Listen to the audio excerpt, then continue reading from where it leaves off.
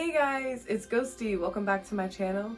This week I'll be sharing a list of my favorite horror villains.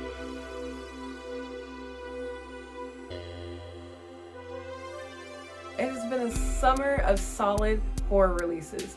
Some of my favorite being 28 Years Later with an amazing soundtrack and that classic 2000s editing style that was very common in those early 2000s zombie movies. More recently, Zach Cregger's Weapons. It's not my favorite, but I had fun with the different perspectives. I know some of y'all have problems with that one, but personally, I think it worked for the film. I think it made it make sense, made it more interesting. I'm a huge fan of small town horror. And an even earlier summer release, Dangerous Animals, which is the movie that actually inspired this list, but I'll get more into that later. When thinking of who to add to this list, I was considering people who were just as scary as they were badass, at least in my opinion. People who were the masters behind some of the most iconic moments in horror cinema, and also people who were just plain old fucked up. This list does not include any entities or monsters. I might get back to that to another time, but I wanted this to be a more human villain. So I'll be sharing the list in chronological order in which the film was released, starting with the film in the mid-60s. So without further ado, here's a list of my favorite horror villains, starting in 1965. Varla, played by Tura Satana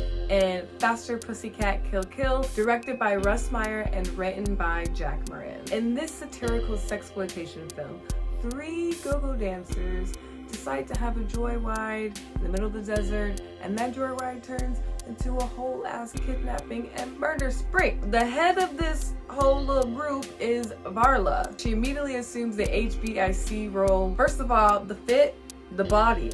That enough is just like, okay, this is an amazing, beautiful comic book femme fatale ass bitch. I'm here for it. I had some hesitation putting her on the list because I feel like she's a character to love, but technically, because this bitch cares about literally no one, not even the other girl. She is not a girl's girl, okay? She literally backstabs, throws a knife in one of the other go-go dancers' back. She's not a girl's girl. Technically, it's giving villain, and I would assume she is this movie's villain in a sense. Genius nonetheless. She is quick with the drag. She lacks tolerance for men, which is true sex worker nature. And on top of that, in the true sex worker nature, homegirl is just concerned about her money. Part of the plot of the movie is her saying, what if we concoct a plan to kill these guys to take their money? And the other girls are like, you crazy. And she's like, whatever it takes. Although she's doing some evil shit, she's a villain we love to celebrate because she is so badass and she just commits to it entirely, and I respect that. Skipping ahead to 1976, the next villain on this list is Alice, played by Paula Shepherd in Alice Sweet Alice, directed by Alfred Soule and written by Rosemary Ritvo. This religious psychological thriller follows a series of murders that seemingly surrounds a young and a little kooky, might I say, Alice. The first one being her little sister after her first communion. Alice is rarely mentioned in the creepy kid conversation, and I think that's a total crime because her face, the emotionlessness in itself should be enough for people to just be like, that kid is fucked up. She's like a little mischievous bitch. She's like, I like to prank, but takes it a little too far. The series of deaths are tied to the housekeeper, but it is kind of ambiguous if Alice has any role in it, because it could be the case. If you watch the ending, you would know. I like the idea that she was, because the bitch is giving creepy. You don't know if you can really trust her. Thinking about the movie and the housekeeper's MO, some of it being tied to religious oppression, killing people who sin or some shit like that. Why the fuck was the little girl killed in the beginning of the movie? Suspicious. I don't think she was sinning. It was her first communion. So that leads me to think Alice was doing something. Highly recommend this one. So under the radar. I don't like that for her, Alice, and her as in the movie. It has an essence of like Italian horror to me, but it's not an Italian horror film. Okay, so if you like early 70s Italian slashers and creepy little kids, you'll like this one. Moving up ahead 2 years in 1978, next on the list is Michael Myers, played by Nick Castle in Halloween.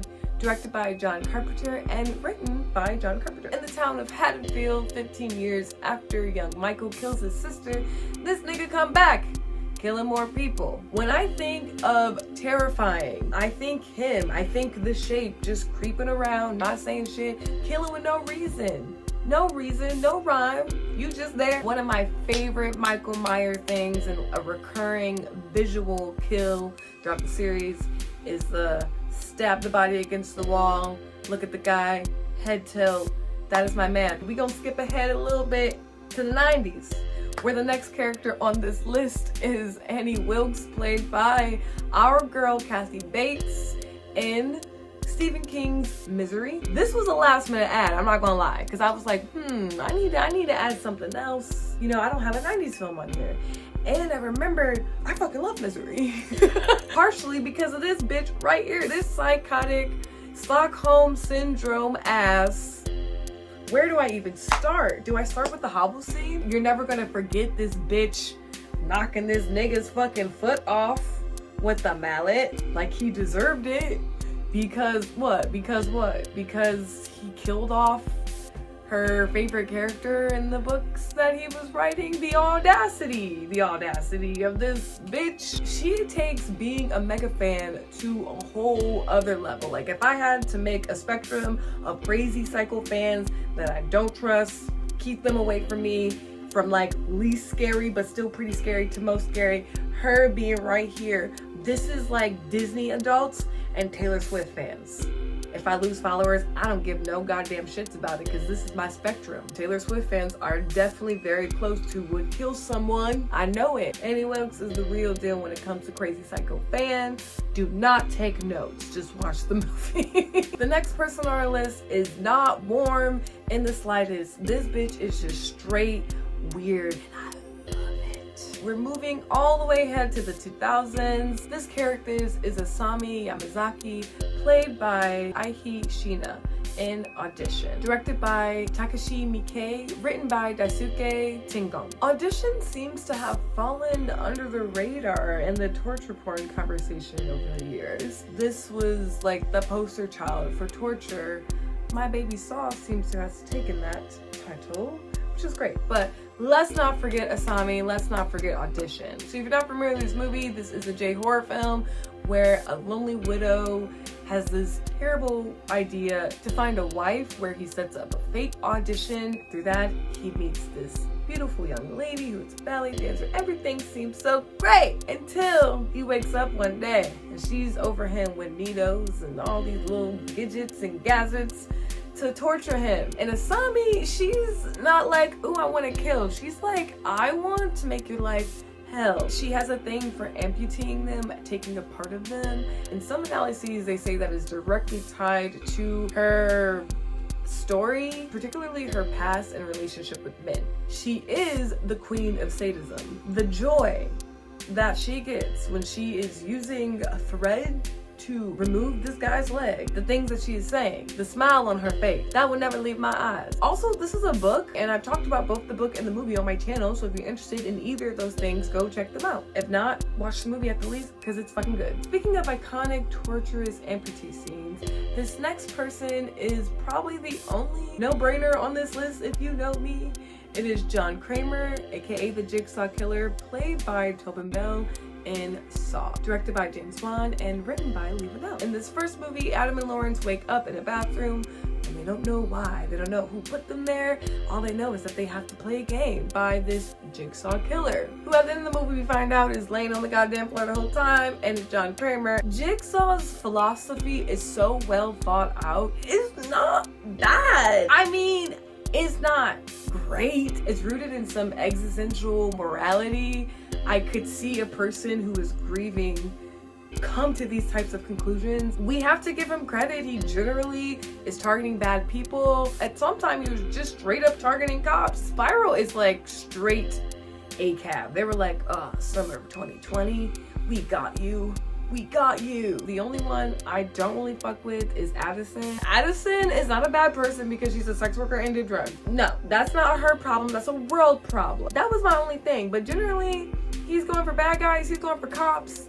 He's trying to get people to face their fucking demons, okay? He's literally God. And thanks to Saw X, we know that he actually has a soft spot for kids, which is a lot more I can say for these next guys on my list. So the next movie, we're going 3 years ahead to 2007. Next on our list is Paul and Peter, played by Michael Pitt and Brady Corbet in Funny Games. Directed by Michael Haneke and written by Michael Haneke. This is a very unique film actually because it is a shot-for-shot remake of his film, which was originally German and something else. It was like a mix of a bunch of them, but this is a American remake. One of the best American remakes of any foreign film, and it's probably because it's a shot-for-shot remake. Funny Games starts off as a typical fun family summer vacation movie until these extremely white-looking white boys, Peter and Paul, pop in. And me as a black woman, I don't trust a white man in Vans. I don't trust a white man that looked like he walked off a golf course. I don't trust them. It's giving, you probably got a couple charges on you that your daddy paid for you to get out of. And these guys are particularly dressed like this. I'm assuming this movie is commenting on class. These guys are literally like shitting on this family for having money.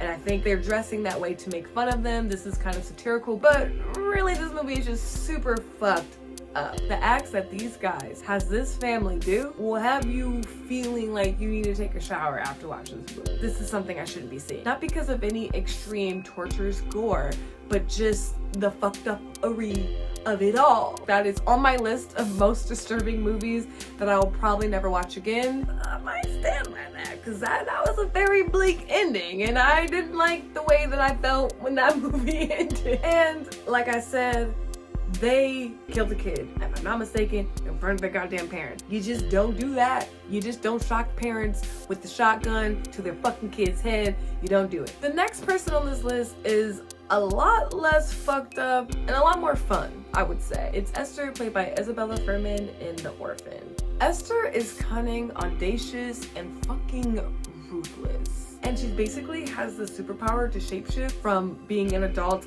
and a kid.